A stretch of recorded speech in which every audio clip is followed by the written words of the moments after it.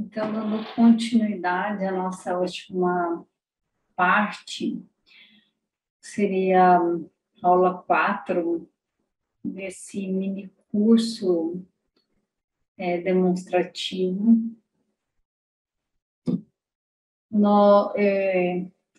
Queria enfatizar para vocês como podemos utilizar das simulações computacionais e conhecimentos adquiridos nos cursos de engenharia e ciências afins em diferentes abordagens.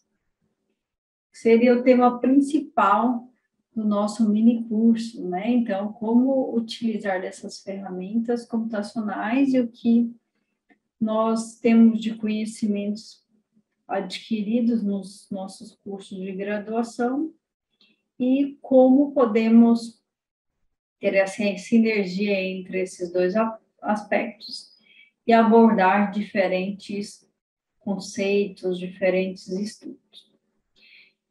Então, a pergunta, né, que seria o que eu queria mencionar eu como engenheiro ou outro profissional da área das ciências exatas, como também tecnológicas, posso usar das simulações computacionais na pesquisa, na indústria, entre outros, a fim de otimizar os resultados e, assim, ter resultados mais eficientes.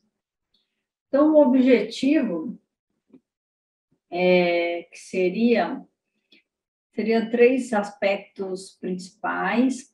Então, desenvolvimento de novos materiais para aplicações já conhecidas, é um aspecto. Podemos levar em consideração os objetivos, o desenvolvimento de novos materiais para investigar novas aplicações, ou também as simulações computacionais também nos permite, que seria o desenvolvimento de materiais já conhecidos, visando novas aplicações, ou desenvolvimento de materiais já conhecidos, visando melhorias no desempenho. Ok? Então, por isso, eu volto a enfatizar alguns pontos. Por quê? Como menciona essa imagem, são muitas perguntas a serem feitas em cada caso. Aqui nós temos essa pirâmide, que seria a base da engenharia, principalmente a engenharia de materiais, que ela é composta por 4 membros, nesse caso, seria a composição, estrutura, processamento, propriedades, desempenho e custo. Então, dentro da composição, pensando nesse cenário, nesse exemplo dessa figura, em que o produto final seria um automóvel, a composição e as perguntas seriam, em termos composicionais, aqui temos uma tabela periódica que nos leva em consideração os elementos químicos. Então, por exemplo, utilizar ligas de aço ou de alumínio, que está dentro da composição. Quais elementos de liga usar? Quanto de cada elemento de liga usar? Quais polímeros, quais compostos? Enfim, outros questionamentos. Dentro da estrutura, como controlar essa estrutura? Que aspectos da estrutura controlam as propriedades desejadas? O processamento, né? Como produzir, nesse caso, chapas de forma a obter o mesmo tempo, conformidades e resistência. E a última parte, que seria correlacionada ao desempenho e custo, né? Qual a relação da resistência mecânica, densidade, qual a facilidade de enfim, né, qual o custo e alguns outros benefícios. Então, como diz, né, são muitas perguntas a serem feitas em cada caso. Por isso, eu menciono para vocês a importância de você conhecer os aspectos do seu material.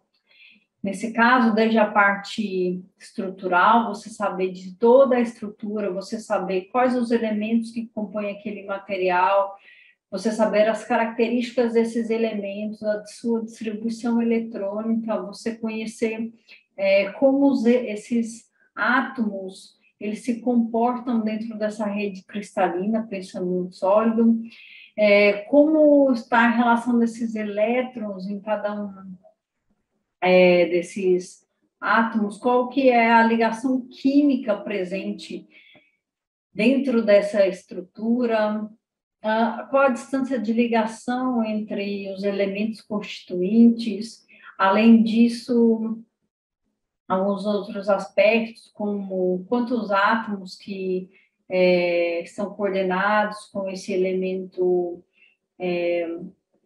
principal, no caso, qual a ligação dos cátions e os ânions, como no nosso caso apresentado, né, que apresenta oxigênios não equivalentes. Logo, quando você quer otimizar essa estrutura, se você faz ali um rompimento de uma ligação, digamos, um exemplo, as características não vão ser iguais de um oxigênio ou de outro. Qual é a relação das propriedades eletrônicas, como que esses elétrons se comportam dentro dessa estrutura, onde esses elétrons estão situados, de que forma eles estão dentro dessa matriz cristalina. Então, são vários aspectos que você tem que conhecer da sua composição, da sua estrutura, para que o seu processamento e seu desempenho em custo, eles sejam eficazes. Então, mais uma vez, eu trago aqui uma outra matriz, que ela é composta pela estrutura, propriedade, processamento, aplicação, e aqui temos um elo bem no meio desse centro, que seria a caracterização. A caracterização é essencial na compreensão dos pilares da engenharia de materiais. Então, nós temos que análise e a caracterização de materiais é uma área importante que permite a seleção adequada do material para um produto. Como eu falei, é importante você conhecer desse seu material. A caracterização é, portanto, o processo de identificação do material através da sua análise, através da análise de sua estrutura e de suas propriedades por meio de variadas técnicas. Dessa forma, para que um engenheiro de materiais realize a caracterização de material, se faz necessária a utilização de técnicas de análise química e física que permitirão a compreensão de diversos aspectos relacionados à composição e à estrutura. Então, mais uma vez, enfatizando a importância de você conhecer sobre o seu material. Porque não adianta você fazer as caracterizações e você não saber interpretar, você não ter o conhecimento prévio, entrelaçado, para que você faça uma seleção adequada desse material. Então, entre as técnicas de caracterização, são várias, vou citar para vocês algumas principais que são mais utilizadas nas nossas pesquisas, quando relacionada a materiais, seja na área das engenharias, seja na área das ciências exatas. Uma delas é a difração de raio-x, que não é utilizado somente no laboratório dentro da universidade, mas ela também é uma técnica de caracterização muito utilizada dentro das indústrias. Então, vamos lá, difração de raio-x, que nós colocamos a sigla de DRX. É uma das ferramentas fundamentais utilizadas, como eu mencionei, nos laboratórios, nas indústrias, para caracterização de materiais. Isso porque essa técnica ela nos permite realizar a medida de caracterizações em termos de informações estruturais mais detalhadas do nosso material de interesse. Como, por exemplo, nesse caso em particular, que seria do óxido de zircônio, as fases desse material cristalino, a obtenção das informações da célula unitária e sua cristalinidade.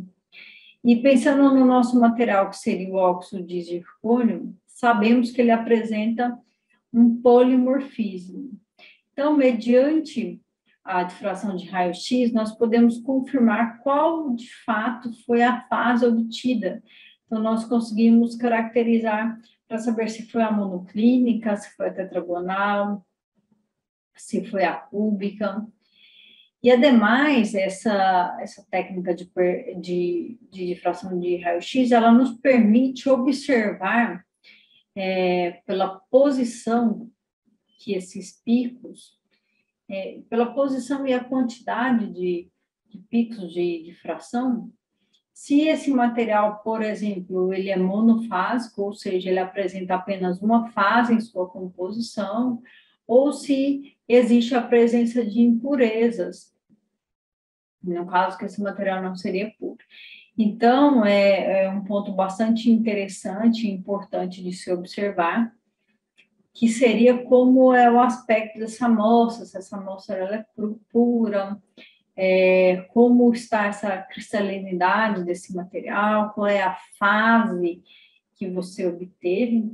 E um outro ponto importante é referente à cristalinidade do material, que seria a ordem ao longo alcance, ou seja, se o material está cristalino, ou que nós chamamos também de amorfo, e dessa forma também, como que os efeitos da temperatura e até mesmo da composição, entre outras informações, são muito úteis para próximas, posteriores aplicabilidades.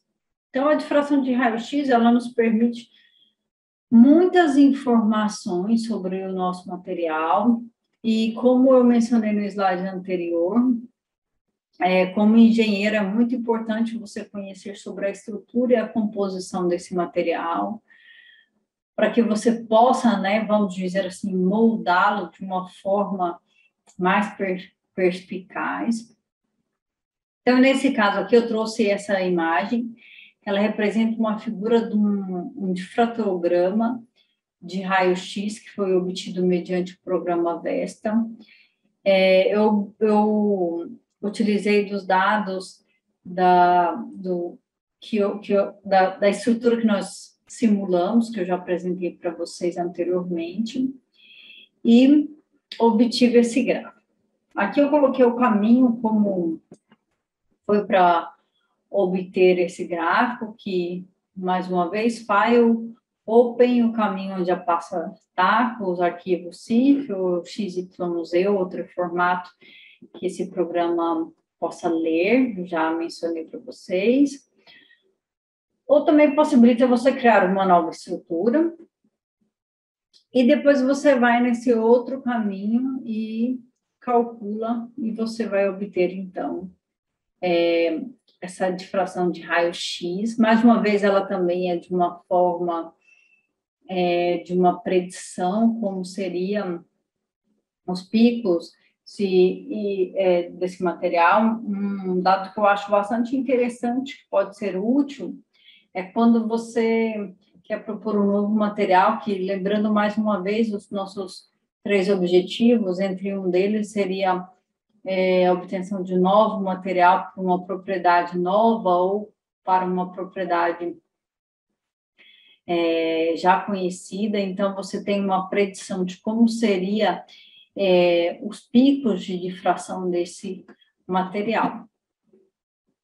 Aqui eu trouxe para vocês, mediante esse artigo científico, que a gente pode fazer uma predição dos resultados, um comparativo entre os resultados simulados e os resultados experimentais, que seriam os resultados reais, e que a gente pode observar no caso desse artigo científico, que ele é do óxido de zircônia na fase monoclínica, que os picos de difração obtidos de forma real, que seria mediante o experimento, eles são condizentes com os picos que foram obtidos pela difração de raio-x, com base nos dados que nós obtivemos teoricamente.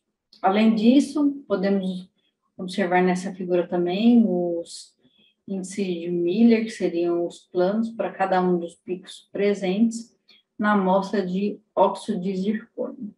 Então, esses picos, mais uma vez, enfatizando que eles são importantes para que você conheça do seu material, perceba se ele é monofásico, se não tem a presença de a formação de nenhuma outra fase secundária. Então, essas ferramentas, como engenheiro, ela é importante de serem utilizadas, porque, como eu apresentei, a caracterização faz parte do centro desse pilar. Uma outra técnica de caracterização muito útil também, e muito conhecida e valiosa, é a espectroscopia Raman, mediante as frequências vibracionais. Tem outras também, como a absorção no infravermelho, que também nos fornece essas informações sobre a vibração dos átomos, e a relação com os valores específicos de frequência. Nesse caso, da espectroscopia Raman, nós podemos observar os modos vibracionais que são característicos da composição de cada amostra, ou no caso do infravermelho, os grupos funcionais que constituem as espécies químicas. Então, são informações bastante valiosas para nós que trabalhamos com essa linha de materiais. Por que que isso é importante? Porque qualquer alteração, tanto na intensidade desses modos de vibração ou deslocamento de bandas, por exemplo, são muito úteis na compreensão de efeitos de interação dos componentes com outras substâncias, ou mesmo com o ambiente químico. Então, todas essas técnicas, elas são muito úteis, e umas se complementam, para que a gente tenha o maior número de dados possíveis, para que a gente conheça, de fato, a nossa amostra. Então, nesse slide, eu demonstro para vocês os resultados dos modos de vibração Raman ativos, simulados, como também os obtidos experimentalmente. Nesse caso, nós utilizaremos também como exemplo o óxido de zircônia da fase monoclínica, e podemos observar, mediante a tabela de caracteres, que a fase monoclínica pertence a esse grupo pontual C2H, que indica que existem 4 classes de simetria e, portanto, 4 representações irredutíveis. Então, mediante esse grupo pontual de simetria, temos que, para a fase monoclínica, apresenta esses 4 diferentes classes de simetria, que é o 9AG, 9AU, 9BG, mais 9BU. Sendo, então, dos 36 modos, 18 modos, sendo eles AG e BG ativos no espectro Raman, e os demais são ativos no espectro do infravermelho. Essa tabela de caracteres, para a gente saber sobre esses modos ativos, eles são disponibilizados em várias plataformas, até mesmo nos livros acadêmicos, e algumas disciplinas também nos trazem mais informações e detalhes, como nós podemos calcular isso manualmente, obter essas informações, mas, de geral, é isso. E aí podemos observar nessas 2 tabelas os resultados que nós obtivemos de forma simulada e experimental. Então, de forma simplificada, observamos que, simulado, nós temos um total de 18 modos Raman ativos, assim como menciona através do grupo pontual de simetria, como esperado que tivessem 18 modos, mas, no entanto, experimentalmente, isso não acontece, isso não é observado. Podemos observar aqui, nesse trabalho referente a esse artigo, que o autor obteve 15 modos, e aqui, experimentalmente, foi variado a quantidade de modos Raman observados. E aí a pergunta que se faz, por que então, experimentalmente, você obtém uma quantidade inferior àquela que era esperado? E, teoricamente, você tem os 18 modos. Quando nós levamos em consideração a simulação, nós levamos em consideração aos grupos de simetria, e como eu mencionei. Nesse tipo de cálculo, nós estamos levando o aspecto do sistema estar a vácuo, então, num vácuo. E os efeitos externos, eles não afetam diretamente essa amostra. A gente tem como simular efeitos da pressão, efeitos da temperatura? Temos. Mas, nesse caso aqui, nós não utilizamos, não foram utilizados os efeitos externos. Então, por isso que nós obtivemos os 18 modos com as respectivas frequências. Já para o caso experimental, o que nós podemos justificar é que, dependendo do método de síntese, como eu abordei para vocês, diferentes métodos de síntese levam em consideração diferentes aspectos, como os efeitos de temperatura, os efeitos de pressão, os metais precursores, enfim. Diferentes características da metodologia podem fazer com que você tenha mais ou menos picos, ou outro aspecto também seria o equipamento de caracterização utilizada, que talvez ele não tenha uma sensibilidade tão boa para reconhecer picos que tenham intensidades muito baixas e acaba não sendo detectáveis por técnicas experimentais. Mas nós podemos comparar que os valores, né, e as regiões, e de uma outra forma também a simulação ele consegue, além de identificar os modos Raman ativos, tanto no infravermelho quanto no Raman, também identificar quais são esses modos ativos, né? No caso, se ele é AG, BG, pensando nesse material, e também a frequência e a intensidade, onde esses picos estão localizados, e qual é a intensidade deles também. Eu trouxe na forma de tabela, mas também poderia ser na forma gráfica, que a gente poderia observar esses dados, mais uma vez mostrando algumas ferramentas que a simulação computacional ela consegue predizer sobre os materiais e assim auxiliar no processo de estudo da estrutura e também da composição dos diferentes materiais e como engenheiros e profissionais de outras áreas das ciências exatas, isso tem bastante diferença nas pesquisas com materiais cerâmicos cristalinos. E aqui, nesse próximo slide, eu trouxe para vocês um outro programa que nós utilizamos, que foi o CRISPLOT.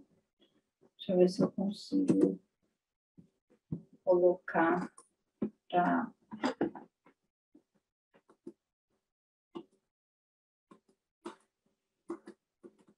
que ele consegue, esse CRISPLOT, ele reproduz, que não está saindo aqui agora, mas ele reproduz, agora, a gente consegue, através do CRISPLOT, visualizar os modos de vibração, ou seja, como esses átomos eles estão dentro da estrutura e o modo de vibração. Se a gente tem, por exemplo, um estiramento simétrico, assimétrico, como que é o comportamento desses átomos, quais são os átomos constituintes desse tipo de vibração. Então, com o auxílio desse programa, no caso o CRISPLOT, nós conseguimos utilizar essa ferramenta para complementar a nossa análise.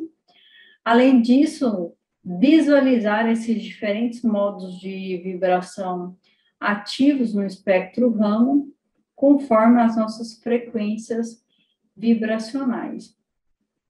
E o que torna essa descrição e nossa compreensão de uma forma mais didática e também mais promissora. E eu acho bastante interessante trazer essas ferramentas, porque às vezes a gente acaba não sabendo descrever corretamente, ou não sabe descrever como ocorre essa vibração, como ela é importante para a interpretação de alguns resultados. Então, eu trouxe essa ilustração para que vocês vejam as diversas ferramentas que nós podemos utilizar com base nas simulações computacionais e os programas de visualização. Uma outra aplicação que eu trouxe bastante utilizada, principalmente por engenheiros de materiais, que é a fotoluminescência. E por que estudar a fotoluminescência é algo interessante? Primeiro, nós vamos falar de forma resumida sobre o que é a fotoluminescência. Então, a fotoluminescência ela é um fenômeno óptico produzido quando o material ele é excitado. E, deixa eu só colocar aqui. Quando esse material é excitado, então aqui nós podemos observar uma fonte de energia. Então, ele exibe uma emissão de onda eletromagnética na forma de fótons de luz visível ou ultravioleta. Essa capacidade dos materiais em emitir luz, ela vem despertando de grande interesse científico há muitas décadas. Então, aqui é um mecanismo simples que eu trouxe para vocês como seria. Aqui nós temos uma fonte de excitação, que esses elétrons vão absorver energia, eles vão saltar para um nível de energia mais alto e, ao retornar, eles emitem luz. Então, para melhorar a compreensão da fotoluminescência, se faz necessário compreender, mais uma vez, a estrutura e a distribuição eletrônica, como nós podemos observar nessa figura, tanto do estado fundamental quanto desses estados excitados, devido à relação entre a estrutura atômica e seus respectivos estados eletrônicos. Então, mais uma vez, é necessário conhecer da estrutura, as propriedades eletrônicas, para que a gente compreenda os efeitos, que é mediante as propriedades que a gente quer utilizar. Então, dessa forma, é importante a gente conhecer as características dos materiais e, assim, a gente correlacionar e aprimorar certas propriedades desses materiais. Aí, aqui nessa outra figura, que está na nossa direita, eu trouxe aqui promissores resultados, também podem, quando relacionado ao tema de fotoluminescência, eles podem ser obtidos mediante a substituição de alguns cátions metálicos dentro da estrutura cristalina, desde que a análise desse material e também a descrição dos efeitos da substituição química desses íons sejam bem interpretados, você já tem um conhecimento dessa sua amostra e das características principais para que essa inserção dos dopantes seja de forma efetiva. Então, em particular, nós temos que esses dopantes ou essas impurezas, elas vão ocasionar uns defeitos na estrutura cristalina, nesse caso aqui pensando num exemplo de um semicondutor, que elas podem ser classificadas como doador ou receptor e isoeletrônico. Então, as espécies doadoras, elas são as que, no caso, pensando da substituição com a inserção de impurezas, elas são as que podem doar elétrons para a banda de condução, nesse caso, um semicondutor, e a energia necessária para essa transição é dada por esse ED. Já, por outra parte, as aceptoras são as espécies que elas são capazes de retirar os elétrons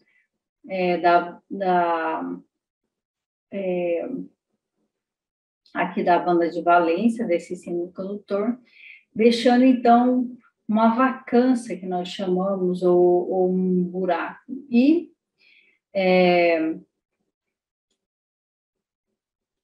a energia, né, no caso, necessária para retirar esse elétron é dada por esse EA. E, por último, as impurezas isoeletrônicas são as espécies que não contribuem para a condutividade elétrica do semicondutor, mas podem influenciar nas propriedades fotoluminescentes desses materiais, atuando como centros de recombinação entre elétrons e buracos, como eu mencionei aqui. Quando você excita esse elétron, ele é promovido para um nível mais alto. Então, se esse elétron daqui, ele vai para aqui, ele deixa um buraco nessa banda de valência. E, ao retornar, tem a recombinação buraco-elétron e a emissão de luz fotoluminescente. Eu trouxe para vocês uns exemplos de dopagens, nesse caso, esse artigo desenvolvido por Costa,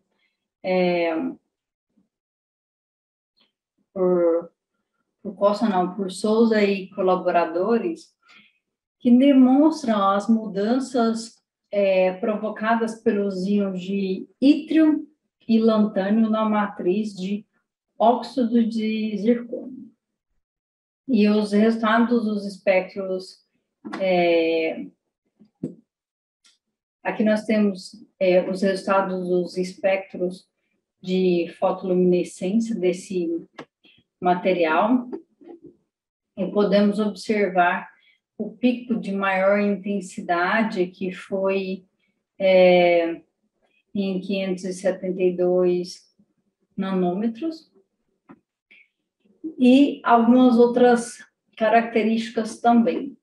E aí que nós podemos observar como o efeito dos dopantes e também os efeitos das temperaturas, que seriam os efeitos externos, eles contribuem para que esse material ele tenha uma performance melhor ou reduzida quando comparado ao material puro, nesse caso, pensando nos efeitos da fotoluminescência.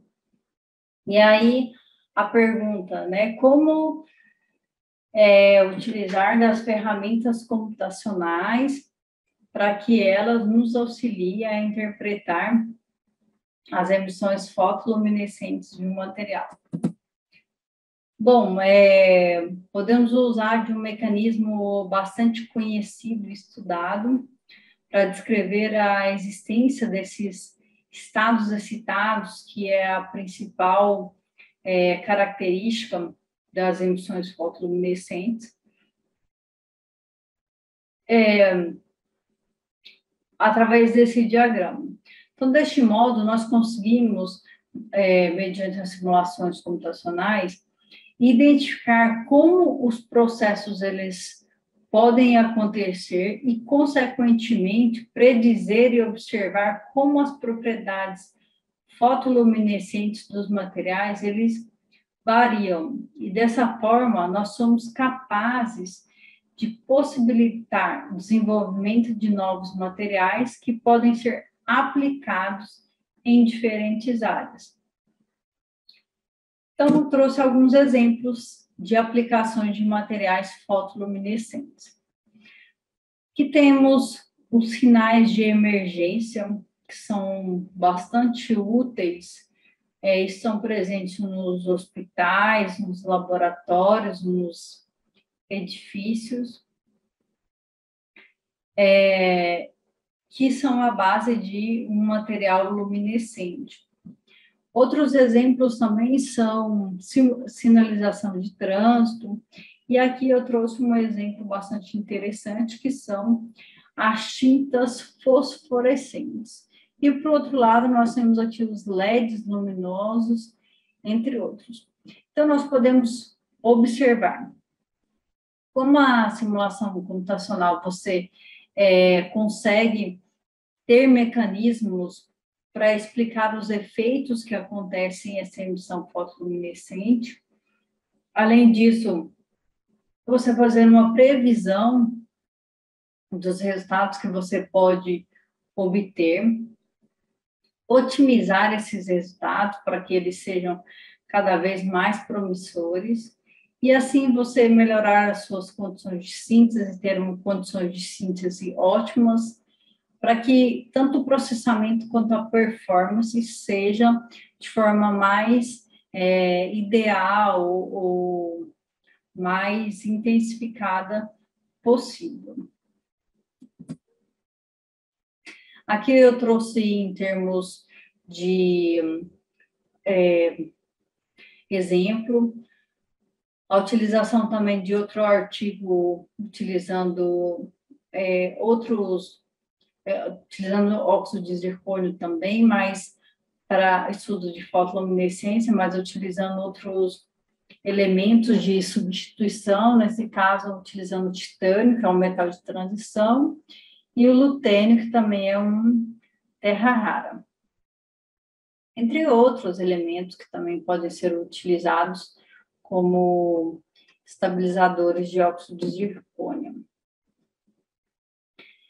Um outro ponto que eu também gostaria de mencionar para vocês, que é em relação à morfologia de um material. E por quê? Porque conhecer a morfologia de um material, ou seja, né, a sua forma, nos traz informações muito valiosas quanto a essa área superficial e a posterior performance dos materiais de interesse. É importante perceber que existe uma relação direta entre a morfologia, a composição, a estrutura, tamanho e as propriedades que os materiais apresentam. Ou seja, todos os aspectos anterior apresentados são um conjunto de ações para obter um material com bom desempenho e empregabilidade. Então, mais uma vez eu trouxe essa figura que nós já apresentamos anteriormente, que é isso que eu acabei de mencionar, que é a relação entre a composição, que é você conhecer a natureza química dos materiais, a estrutura, como é o arranjo interno dos átomos, o processamento, que seria o conjunto de técnicas para obtenção de materiais com formas e propriedades específicas, e o desempenho e custo, que é a resposta do material a um estímulo externo, presente nas condições reais de utilização. É a base, o objetivo da ciência e a engenharia de materiais.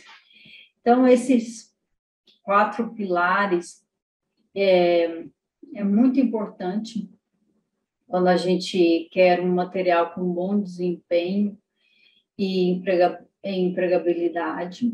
Então, dessa forma, a gente tem que levar em consideração tanto os aspectos da morfologia, da composição, estrutura, tamanho e propriedades. Aqui eu trouxe um exemplo para vocês desse artigo científico. Nós podemos observar aqui na direita da apresentação a morfologia que foi obtida, ou seja, a forma que foi obtida desse material sintetizado mediante a técnica do sol-gel e precipitação. Essas imagens, elas foram obtidas mediante a microscopia eletrônica de varredura, que nós chamamos de MEV. Esse MEV é capaz de avaliar a morfologia do material, identificando interfaces, trincas, poros, entre outros. Então, em conjunto com outras técnicas de caracterização, por exemplo, a espectroscopia por dispersão de energia de raio-x, que é a EDS, ela permite a identificação dos elementos químicos e suas proporções na amostra. Então, aqui nós trouxe em termos de exemplificação, como é a forma, a morfologia do óxido de zircônia, e qual é a relação que nós podemos fazer da simulação computacional em termos da morfologia e superfície. Então, por outra parte, a distribuição da forma, tamanho e superfície específica dos materiais, eles exercem grande influência sobre as propriedades dos materiais, como nós já mencionamos. E o estudo da superfície do material, ele permite otimizar as propriedades funcionais no intuito de se alcançar a melhor relação do custo efetivo e do desempenho. Então, eu costumo dizer que nós conseguimos ver a estrutura, aqui nós temos a geometria, que seria o bulk, e o estudo da superfície, que aqui nós temos, então, essa superfície 101, que é como nós conseguimos enxergar as ligações entre os elementos de interesse, se tem ligações faltantes, ou seja, se rompeu alguma ligação nessa superfície, se ela é mais reativa ou se ela é menos reativa. E o estudo da superfície ela é importante porque, por si só, a superfície é um tipo de defeito no estado sólido. Então, ao se criar uma superfície, a periodicidade em uma das direções, lembrando que são x, y, z, então, uma das direções ela é quebrada e faz com que os átomos próximos à superfície do cristal estão sujeitos à influência de forças que são diferentes daquelas que atuam dentro do cristal. Então, por isso permite, então, que a gente tenha o rompimento de algumas ligações, como podemos observar aqui, esse átomo mais superficial, ele está coordenado a 6 ligações, enquanto que dentro do cristal ele está com 8 ligações constituintes. Além disso, a superfície, aqui nós temos alguns exemplos de duas superfícies, a 100 e a 111 do óxido de zircônio. Ela inclui até 3 ou 4 camadas dos átomos, que seria como esses átomos estão dispostos, né, então seria, o que eu quero dizer, que essa superfície, ela incluiria 3 ou 4 camadas dos átomos mais externos do material, dependendo de cada caso em específico. Aqui nesse trabalho, por exemplo, nós podemos observar como está a distribuição desses átomos de acordo com essas superfícies específicas, e nesse caso teve um desempenho interessante em relação ao que os autores abordaram, que seria o estudo da superfície sobre catalisadores à base de zircônio. Então, dentro da engenharia, muitos são os tópicos abrangidos pela atividade desenvolvida quando mencionada na área superficial de um material, podendo mencionar nesse caso como as corrosões, desgaste, oxidação, atrito, topografia, entre outros aspectos, aos quais a gente pode utilizar, né, da associação da modelagem, caracterização dos materiais, entre outros, que permite, então, satisfazer os resultados esperados. Então, quando nós falamos sobre a forma dos materiais, nesse caso da morfologia, sabemos que os materiais eles podem apresentar formas bastante características dependendo dos seus arranjos finais, que podem ser influenciados pelas propriedades posteriores. Então, a morfologia dos materiais seria, então, a combinação, como nós podemos observar nessas imagens aqui, de diferentes planos cristalográficos que geram um determinado poliedro característico de um determinado material. Nesse exemplo aqui, que é dado por esses dois artigos, que nós podemos notar é que o mesmo material, nesse caso o óxido de cobre, como ele pode apresentar diferentes arranjos geométricos de acordo com cada exposição de superfície. Então, nós saímos de um cubo e fomos, então, um poliedro. Isso se deve à exposição de diferentes tipos de superfície. Então, isso é muito importante nas aplicações finais, se uma superfície pode ser mais ou menos reativa. Principalmente na área de catálise, que é um tema bastante promissor e em alta nas temáticas atuais. E aí, como que será que a simulação computacional ela é capaz de nos auxiliar no entendimento da morfologia e da superfície? Será que existe uma relação entre a forma, a morfologia desses materiais e suas propriedades? Então, uma forma da gente investigar esse efeito é entender como que as propriedades dos materiais, elas são distintas em relação à sua superfície.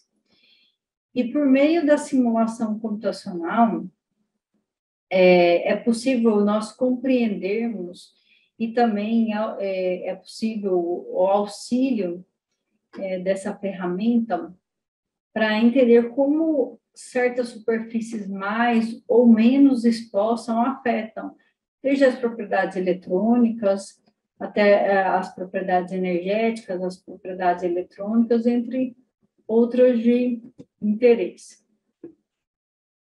Aí eu trouxe aqui de uma forma para exemplificar essa correlação entre um estudo teórico e experimental, nesse artigo que